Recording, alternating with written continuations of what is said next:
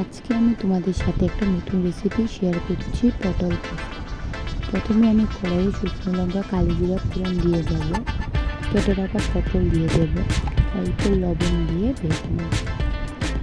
হালকা ভেজে আসার পর সেদ্ধ করা আলু দিয়ে দেব। সেদ্ধ করা আলুকে ভালো করে ভেজে নেব। পটল আর আলু লালচে লালচে ভাব হয়ে আসলে হলুদ দিয়ে দেব। হলুদ দিয়ে ভালোভাবে ভেজে নেব।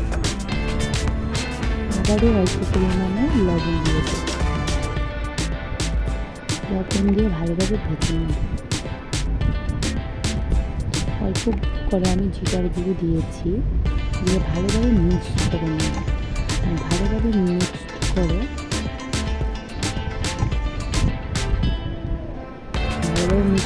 আসলে পোস্ত আর কাঁচা লঙ্কা বেটে নেব। পোস্ত বাটা দিয়ে দেবো, দিয়ে ভালো করে মিক্সড করে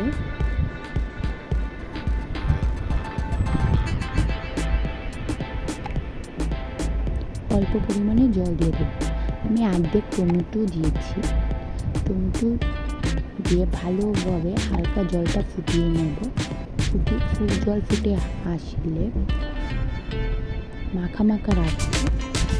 তৈরি আমার পটল পোস্ত। তোমাদের কেমন লেগেছে প্লিজ আমাদের কমেন্টে জানাবে।